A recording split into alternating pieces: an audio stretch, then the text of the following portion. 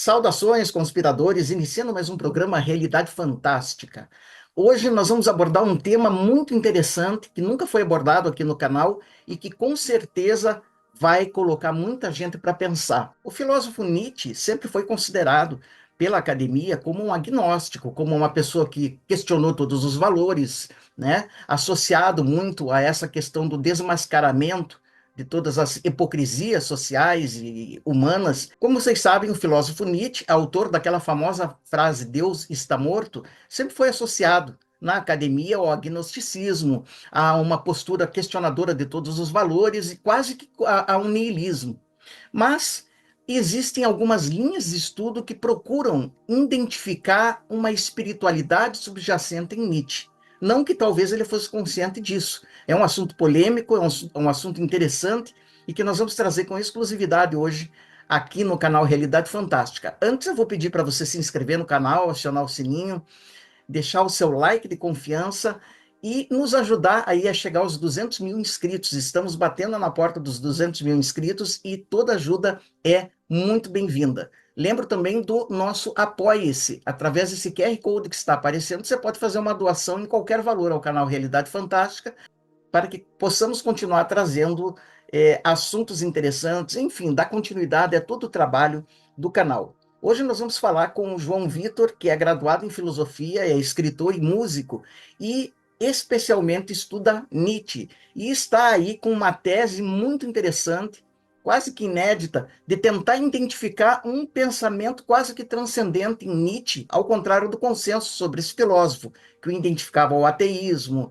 a demolição de todos os valores, etc. Então, nós vamos conhecer juntos essa linha de pesquisa e vamos refletir juntos. Conversando então com meu querido amigo filósofo João Vitor, né, que vai nos esclarecer e que aceitou, inclusive, abordar um assunto que é espinhoso: a possibilidade de ligar Nietzsche com a espiritualidade. Nietzsche, né, que para numa leitura assim academicista era anti-espiritual, anti-religioso, né, era um desconstrutor, vamos chamar assim, de muitos valores, de um retirador de máscaras, como ele se autoafirmava às vezes.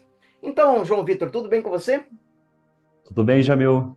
Mais uma vez eu agradeço aí pelo convite de participar aí desse canal que eu sigo há bastante tempo, né? É um prazer estar aqui no Realidade Fantástica e queria mandar aí um tudo bem aí com os inscritos do seu canal. Sou um admirador faz tempo do seu canal. É um prazer estar Obrigado, aqui.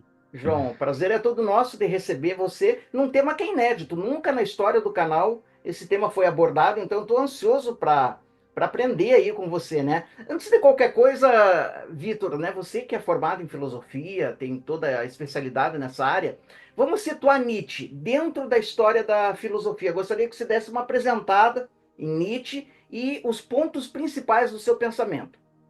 Tudo bem. Então vamos lá, né? É que nem você falou, né, Jamil?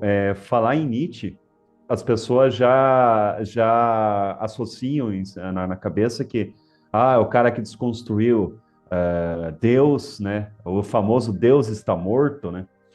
Então Nietzsche, ele é considerado dentro da história da filosofia, né? Um autor, um pensador contemporâneo, né? Ele nasceu ali em 1844 e viveu até 1900, né? Ele tem várias obras publicadas, como O Nascimento da Tragédia, Humano Demasiado Humano, H.E. Ciência, assim, e o aclamado Assim Falou Zaratustra, né? Ele veio com uma proposta totalmente crítica à tradição, né? Principalmente Platão, Aristóteles, né? Ele questionava a razão, né? A princípio, assim, é uma crítica total à tradição filosófica, principalmente por essa questão, essa busca quase que impossível de se alcançar da razão, que desde Platão, né, com a teoria das ideias e tudo mais, vem sendo buscada dentro da filosofia, né? E Nietzsche veio para desconstruir, e principalmente, né, a questão da fé, né, a questão da religião em si, né? E então, assim, a princípio, como é acordado na comunidade acadêmica, né, Nietzsche ele era uma visão agnóstica, uma visão ateia, né? Alguns daí existe essa contradição, né? Essa, digamos, essa discussão, perdão, sobre Nietzsche, né? E ele trouxe a novidade do sistema nietzschiano, porque assim, se você falar, Nietzsche era contra até o conceito de sistema filosófico. Muitas vezes ele criticou Hegel, os sistemas filosóficos em si, o sistema cartesiano, o sistema hegeliano, kantiano, né? Mas assim, agora sendo um tanto quanto contraditório, o sistema nietzschiano, a proposta principal dele é a desconstrução, né? E o que ele, os principais conceitos nietzschianos, né? A transvalorização de todos os valores, né? O, o questão do eterno retorno, né? Que é muito importante, né? Dentro da filosofia nietzschiana, a vontade de poder, né? Que a gente vai, eu vou fazer um paralelo com outra vontade e as pessoas vão ficar meio surpresas com o que eu vou propor aqui, né? Mas a princípio, né, o super-homem, o além do homem nietzschiano, né? Você superar a condição humana, digamos em muitas aspas aí, né? Se tornar o seu Deus, né? E nos meus estudos a minha proposta ficou diferente. Por exemplo, eu com o tempo que eu venho estudando Nietzsche, né, eu venho interpretando de uma maneira meio mais, uma maneira diferente essa questão nietzschiana, né? E isso começou quando eu comecei a estudar, por exemplo, a tese do meu trabalho de conclusão de curso, do TCC, né? Porque assim, só esclarecendo aqui, eu não tenho doutorado, não tenho mestrado em filosofia. A minha vida acadêmica parou na licenciatura de filosofia, certo? Eu não dei prosseguimento. Tudo que eu venho estudando agora é por conta própria, né? E a minha proposta, minha visão, eu tive uma visão disso aqui, estudando Nietzsche, é que talvez o movimento dele, talvez até inconsciente, é místico. E Pois isso é, vai soar. é aí que eu queria te pegar, porque você sabe que um outro autor, inclusive um autor Rosa Cruz, conhecido, chamado Raimon Andrea, ele tem um livro, é uma coletânea do pensamento dele, e dentro dessa coletânea tem um artigo sobre Nietzsche, o místico.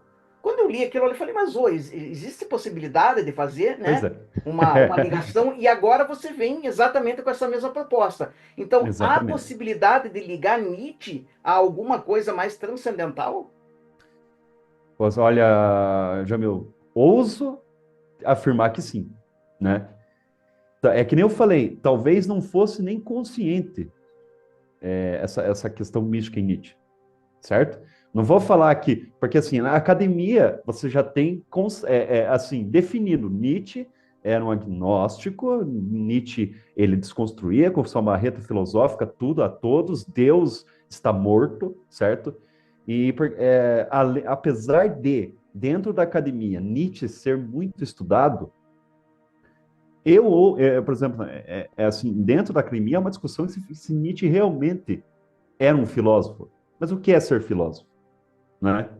E porque assim na academia, às vezes muitas pessoas discordam de mim nesse sentido. A academia eu vejo como um grande um jogo de cartas marcadas, digamos assim, né? Ah, porque Hegel no livro tal, porque Kant no livro tal, né? E Nietzsche entra muito nisso dentro da academia. Nietzsche às vezes ele é um literato, ele não é um filósofo, né? Por quê?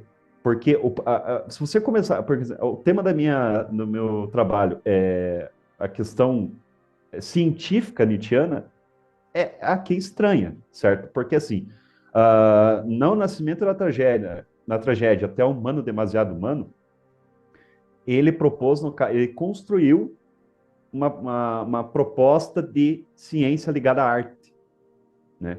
Que é a Gaia Ciência para ele. Aí você já começa a notar um movimento diferente de pensamento, principalmente filosófico. Talvez isso deixe ele num patamar abaixo, digamos assim, de outros pensadores filosóficos, que, por exemplo, Kant, né? Kant com seu imperativo categórico, um pensamento ético, a arte em Kant, né? Que era uma coisa totalmente separada. E se você pegar a Gaia Ciência especificamente, uma obra dele de lá de 1882 a 1883, que foi mais ou menos a publicação da Gaia Ciência, que foi o meu objeto de estudo, né? A proposição dele é essa, tipo assim, a ciência, a epistemologia, ela pode unir-se à arte. É uma questão, assim, de união das duas coisas, né? Uhum. E aí que eu, no caso, como eu me formei em 2015, mais ou menos. Aí eu entrei em uma uma ordem iniciática, que é a Rosa Cruz, né? Desde 2016 que eu sou membro da Ordem Rosa Cruz. Aí eu comecei a ler Nietzsche de uma outra forma, com outros olhos, né? E percebendo principalmente aí nesse movimento da Essência, que daí entrou essa minha proposição, essa minha observação sobre o pensamento nietzschiano, digamos assim. Isso é sensacional. Você diria, Vitor, que o texto de Nietzsche, ele tem camadas? Tem várias camadas. Você pode ficar na camada puramente literalista, na camada puramente acadêmica, e pode ter uma camada ainda mais profunda, que é ali que a gente vai encontrar, talvez, essa ligação com o transcendente? Exatamente. Eu ouso dizer que o texto nietzschiano é extremamente simbólico. Ele, em vários textos, obras dele, ele fala por aforismos, né? E Nietzsche é cheio daquelas afirmações arrebatadoras, assim, né? Pô, o próprio mais famoso dele é Deus está morto, né? Não existe fatos, só interpretações que as pessoas interpretam totalmente errado, no meu ver, né? Sim, existe uma verdade de fato. O problema é que a briga existe entre as verdades e interpretações, mas a verdade está ali, o fato está ali. Querendo você ou não, o fato está ali. Mas a narrativa das interpretações é que deixam mais complexas e Nietzsche não queria essa complexidade, certo? Por isso que ele questiona a razão, justamente por isso, né? Então, por exemplo, agora voltando mais assim no sentido místico nietzschiano, o que eu interpreto, né? Primeiramente, o movimento dele do apolíneo e o dionisíaco.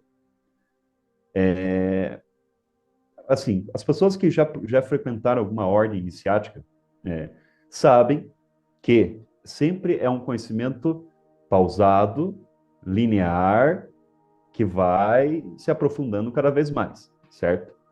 Aí, percebendo, fazendo parte de uma ordem e lendo novamente os textos de Nietzsche, eu consegui perceber essa ascensão pausada, digamos assim, Uhum. certo? Que é o apolíneo, digamos assim, a razão do homem, certo? Em busca do conhecimento. Aí vem o movimento aquém, um movimento, digamos assim, de terceira pessoa, é um movimento de olhar-se a si mesmo, que é o dionisíaco, a embriaguez dionisíaca, que você deve estar embriagado. Eu faço um paralelo com, por exemplo, aquela questão do Senado romano, bebiam vinho, né? Porque no vinho estava a verdade, né? Em vino e veritas, né? Eu costumo falar dessa embriaguez dionisíaca, né? Porque o homem não é só razão, o homem os impulsos primitivos que Nietzsche trabalha muito, né? Uhum. E uma questão também bem legal, assim, que eu consegui perceber, principalmente na Gaia Ciência, que o Nietzsche tem uma discussão longa sobre a aparência tão negada pelos ditos arautos do racionalismo, né, da Exato. razão. Porque a aparência é totalmente condenável. E Nietzsche não. Nietzsche aceita a aparência. É na aparência que a verdade, que daí, justamente nesse movimento dionisíaco, ela se aprofunda e mostra a verdade dentro do ser humano. O que é a magia? O ritual mágico. Ele é algo parecido com uma interpretação, algo teatral, Uhum. mas ele tem uma verdade nesse sentido, entendeu? É aquela coisa, se você vê uma pessoa fazendo magia, você vai dar risada, porque, tipo assim, é uma coisa bem engraçada, assim, tipo, só que quando você faz parte desse ritual, você está inserido nos simbolismos, né? Você está trazendo a verdade e o objetivo daquilo. E a aparência é mais ou menos isso em Nietzsche. Aí é o primeiro ponto místico em Nietzsche, certo?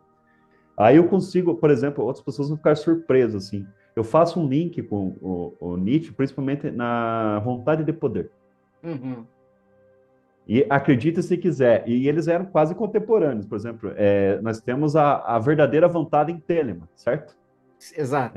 Aleister Crowley, para quem não sabe, né? O livro da lei e tudo mais. Eles eram, por exemplo, Nietzsche nasceu em 1844 e o Aleister Crowley, deixa eu só confirmar aqui, em 1875. Eles eram contemporâneos, praticamente. E assim, e tem mais um terceiro quase contemporâneo deles, que é o H.P. Lovecraft. Veja que coisa louca, onde que eu fui? Entendeu? Porque você, por exemplo, dentro de Telemann, você tem um discípulo de Crowley chamado Kenneth Grant, né? Uhum. E Kenneth Grant fez esse link entre Aleister Crowley e H.P. Lovecraft. Porque, assim, só deixando claro, H.P. Lovecraft não acreditava naquilo que ele escrevia, certo? Certo. Mas o Kenneth Grant, ele identificou, por exemplo, a similaridade dos trabalhos do Crowley com... Tanto é que ele formou a Ordem Tempos Orientes Tifuniana. Né? Uhum. E eu faço um link, não, lógico, dadas as devidas proporções, as escalas aí, eu faço um link com a vontade de poder nietzschiana com a verdadeira vontade que se encontra a religião de Telemann, certo? Agora me diga uma coisa, eu ia te fazer uma provocação. Nietzsche, ele tem muito de subversivo, né? Se a gente for falar de rótulos, se a gente for falar de fixidez, né? Aham. Nietzsche seria o Crowley da filosofia? Posso falar que sim. Posso dizer que sim. Porque, Eu acho que você está tocando numa coisa que poucos conseguiram chegar, que é exatamente nessa camada que nós que estudamos esoterismo percebemos no pensamento de Nietzsche, que é a camada mais profunda. E você tá conseguindo desencavar, talvez, esse significado mais subterrâneo, vamos chamar assim, da é, filosofia nietzschiana. Para quem não conhece Nietzsche, se você pudesse nos falar qual que seria a ou as principais mensagens de Nietzsche que, na tua opinião, fazem diferença na nossa vida, que podem esse- ajudar a nossa vida a melhorar. é, assim, Nietzsche, ele, assim, ele mostra, tanto como a sua biografia, quanto o seu pensamento, que você se basta, entendeu? É a principal mensagem que eu levo de Nietzsche. Né? Apesar assim, é o enfrentamento, né? É o enfrentamento com o que está posto. Eu acho que é a melhor mensagem nietzschiana, é você enfrentar o pensamento já posto, você criticar, ser mais crítico, talvez, né? E buscar, e esse pensamento que eu venho propondo, né? Que está inicial ainda esse meu trabalho, né? Mas esse pensamento talvez místico inconsciente nietzschiano é justamente isso, você sair da tua situação basilar, que é o que é uma situação basilar para mim, e acredito que era para o Nietzsche também, né? A tua situação basilar é você pegar, você adquirir todo o conhecimento que você adquire na escola, na família, na faculdade, estão depositando na tua cabeça, certo? Como grandes verdades, né? Nietzsche era um crítico da verdade, né? Exato. E você buscar por si mesmo, como fez Zaratustra ao voltar para a caverna. Então, peraí, é aquela questão, na academia, é consenso que Platão foi o grande pensador, não que ele não fosse um grande pensador, não é isso que eu quero dizer, mas assim, você criticar, não, mas será que é tudo isso? Será que será que o pensamento só se resume a isso? Será que a história da filosofia só se resume a um pensamento platônico, a um pensamento aristotélico, e a gente vai ter que ficar comentando esse pensamento? Porque, assim, ao meu ver, entenda, gente, não me interpretem mal aqui os seguidores do canal Realidade Fantástica. Mas hoje, por exemplo, na academia é um conjunto de consensos. Se você vai contra um consenso desse, você vira piada. Por exemplo, se eu chegasse na academia e falasse, viu, acho que Nietzsche é um místico. Talvez inconscientemente, mas eu acho que ele tinha um viés místico, certo? Eu seria. Haveria. Assim, não, você está falando besteira, né? Mas Nietzsche ele quer isso. Quando as pessoas leem Nietzsche, é a intenção de Nietzsche. Você não pode ter medo de se pôr ao ridículo se você acha assim conforme as suas convicções. Você não pode negar as suas convicções. Não tá, você não pode se contentar com o que está posto, né? Você tem que enfrentar. Você tem que não, isso não é assim. Eu vejo assim, Jamil, eu vejo isso muito hoje em dia. Por exemplo, cultura pop, aquele filme, tal filme do Kubrick, vou dar um exemplo, O Iluminado do Kubrick. Sim. É posto que é o melhor filme de terror já feito, é um dos melhores filmes de terror? Não. Por exemplo, assim, é um exemplo pífio, mas é o que Nietzsche quer, assim, mais ou menos, com o pensamento dele. Não. Ali foi uma má adaptação, assim, levando em consideração o livro do King, certo? E não é essas coisas. Assim. Agora, só porque todo mundo define que é um filme bom, você tem que concordar para você ser um cara cult, né? E o pensamento cult hoje, contemporâneo nosso, Nietzsche desprezaria, certo? Desprezaria. E outra coisa, quando uma pessoa que realmente lê Nietzsche e que realmente acompanhou a obra e se deleitou pela obra nietzschiana e fala assim, eu sou nietzschiano, aí você já está errado. Nietzsche não queria nietzschianos, certo? Nunca, jamais. E é outro paralelo, por exemplo, que eu faço com o Crowley, por exemplo, que é um místico já esclarecido, é um místico definido, é um ocultista. Crowley fala, eu não quero Crowleyanos, né? É por isso que ele fala no livro da lei, viu? Depois, fala no livro da lei. Depois que você lê esse livro, queime-o, né? Entendeu? É você tirar aquela verdade e você buscar a tua verdadeira vontade, que é, por exemplo, a vontade de poder do Nietzsche. Não é em Nietzsche, no próprio Nietzsche, que você vai encontrar a verdade. É em você, né? E essa questão é tão legal que isso que me leva a crer a visão mística nietzschiana. Né? Por exemplo, esse movimento dele buscar a própria.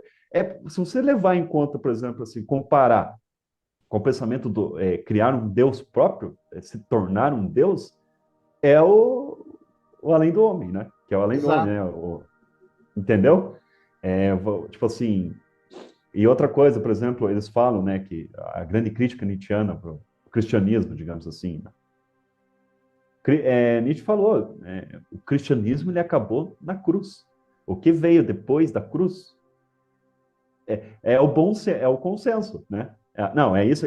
Tanto daí nos concílios, daí até os outros que definiram se Cristo era santo, era divino ou não. Não foi, entendeu?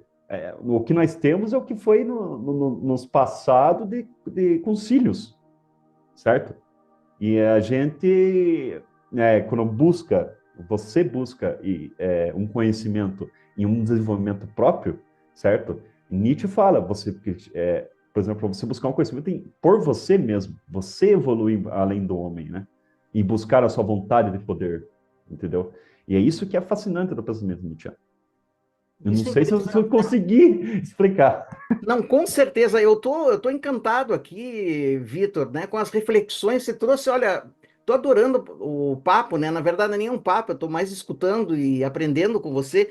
Nietzsche, Crowley e Kenneth Grant, e Kenneth Grant e Nietzsche, sabe, fora de lógica, eles não tiveram contato, só que eles falam basicamente a mesma coisa, mais Crowley e Nietzsche, né?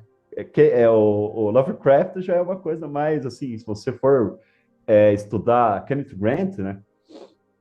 Daí aí é uma coisa mais, uma têlema mais, como é que eu posso te falar? É uma têlema mais complexa, mais obscura, digamos assim, que é o pensamento do Kenneth Grant, né? Que, por exemplo, Cthulhu, você vê o Cthulhu lá da obra Lovecraftiana, certo? Crowley traz isso como corosão, né? E se Uhum. você for pensar, é a mesma coisa, se você começar a analisar ambos os conceitos, né? Dessas divindades, digamos assim, né?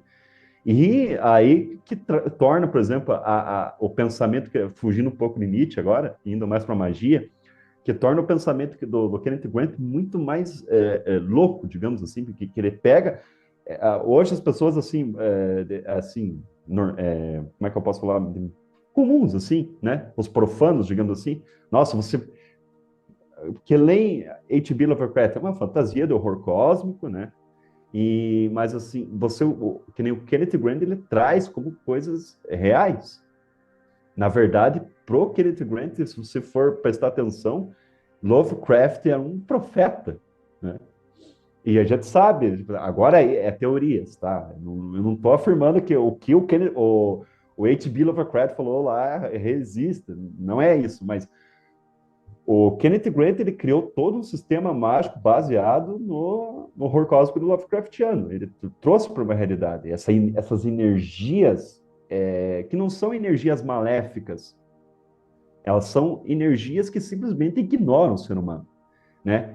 Porque o legal do horror cósmico é essa questão, né? Por exemplo, assim, você abandona essa importância do ser humano, que você é só um grande areia num grande deserto onde há entidades bem maiores que não estão pouco se lixando para o ser humano, né? E o Kenneth Grant ele trouxe para assim você trazer essas energias para você, né? Então tem um ponto meio perigoso também, né? Só que é aquela coisa que nem o Crowley, só um pouquinho, já fecha esse parede, eu volto a falar em Nietzsche. Que o Crowley ele traz, né? Por exemplo, desculpe, Kenneth Grant traz isso, né? Porque quando você segue por exemplo, a magia consensual, a magia clássica, você está sendo iluminado por outros magos, magistas que trouxeram essa iluminação, já navegaram por esses caminhos, certo? Quando você evolui na magia. Agora, quando você entra nesse tipo de magia mais extrema, digamos, mais de esquerda, tem a mão direita, a mão esquerda, né? Tem essa discussão. Quando você, por exemplo, o Kenneth Grant, ele trazia também você explorar os túneis de Sete, né? A árvore da morte, o contrário da árvore da vida, da Cabala. E não é porque você é uma pessoa má que você tem.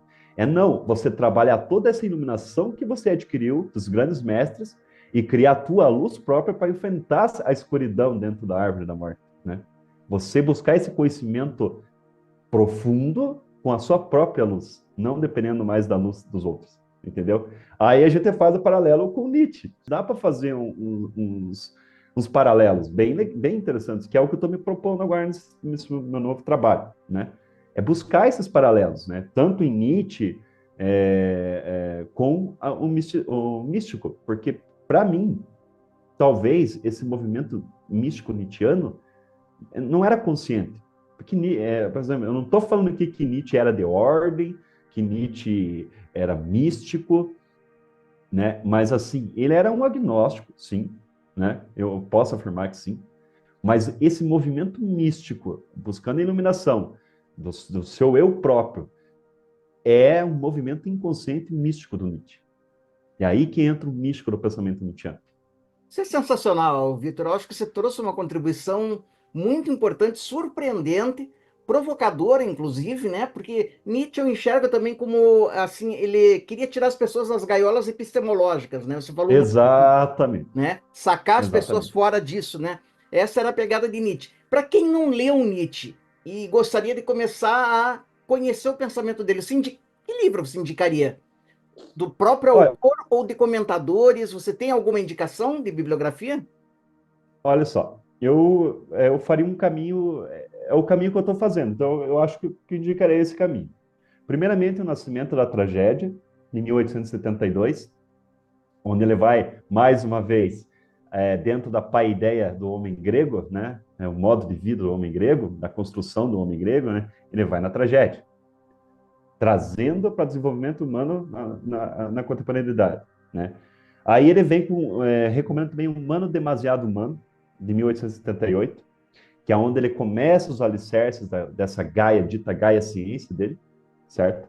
Aí a Gaia Ciência, onde especificamente ele corrobora esse objetivo dele, e assim falou Zaratustra, né, que é a obra a More, né, a grande obra nietzschiana, né, de 1883, aonde ele estabelece, ele coloca para todo mundo a sua Gaia Ciência, que é a ciência e arte, né, que é a sua obra integralmente, que é assim falou Zaratustra. Lá ele colocou o que ele construiu em Humano Demasiado Humano e a Gaia Ciência ele coloca em prática no Assim Falou Zaratustra. Eu ouso dizer que o Assim Falou Zaratustra é a ciência de Nietzsche, Que que é maravilha, maravilhoso. Vitor. Nem tem como te agradecer você ter concordado, né, em dividir o teu tempo e o teu conhecimento, né, conosco, com o público do Realidade Fantástica. Eu estou colocando o teu contato aqui para todos aqueles que quiserem entrar em contato com você, aprofundar isso. Acho que você deve escrever um livro. Estou falando sério, acho que você deve escrever um livro sobre esse assunto. Vai dar boa, vai dar certo, porque é uma coisa que, primeiro, não tem, que eu saiba, não encontrei nenhuma, com exceção daquele texto do Raymond André, essa interface entre Nietzsche e espiritualidade, entre Nietzsche e o misticismo. É uma coisa quase que original. Você está fazendo isso. Então, só tenho a te agradecer e Ah, vou eu te que convidar agradeço. para voltar. Quem sabe possamos até falar de Kenneth Grant e Lovecraft, né, numa Sim, outra rodada de conversa. O que você acha? com certeza. Com certeza. Só chamar que eu estarei a postos, né? Jamil, queria realmente, novamente aqui agradecer, né, o teu convite. As pessoas que quiserem me xingar aí, os acadêmicos, só, fiquem à vontade. É o debate, né? Isso que é interessante no pensamento, né? Hoje, graças aos deuses, nós somos pessoas livres de pensamento. Tem lugares no mundo que não tem essa liberdade. Então, nós somos os privilegiados, né, de falar o que pensa, de externar suas interpretações, de que seja qual for a obra, né? É, vocês perceberam que é algo ainda muito embrionário, essa visão, assim, para mim, né, o que eu estou fazendo agora. É uma questão totalmente embrionária, esse estudo místico de Nietzsche, né, essa visão mística de Nietzsche. Talvez ele não é tão, digamos assim, materialista, não sei se é a palavra certa, mas anti-misticismo, como todos pensam. Às vezes, eu acho que, com certeza, Nietzsche tem esse lado mais místico. Talvez ele nem percebeu. Quem sou eu para questionar Nietzsche, né? Mas vamos ver, né? E queria agradecer novamente e queria dizer também que eu não trabalho só com filosofia, tenho banda de rock, eu faço música, escrevo contos de terror. E quem quiser conversar comigo aí, eu vou deixar os meus contatos aí para a gente conversar. Com certeza. Faço votos que vocês todos que estão nos assistindo entrem em contato com o Vitor, né? Troquem uma ideia, convidem ele para palestras, para cursos, etc., porque eu acho que isso pode render muito e colaborar muito com a abertura de consciência, que é onde todos Exato. nós estamos aqui envolvidos. Obrigado, Esse é o Vitor, mais objetivo. uma vez, e lembrando sempre que o mistério está entre nós. Até o nosso próximo encontro. Até.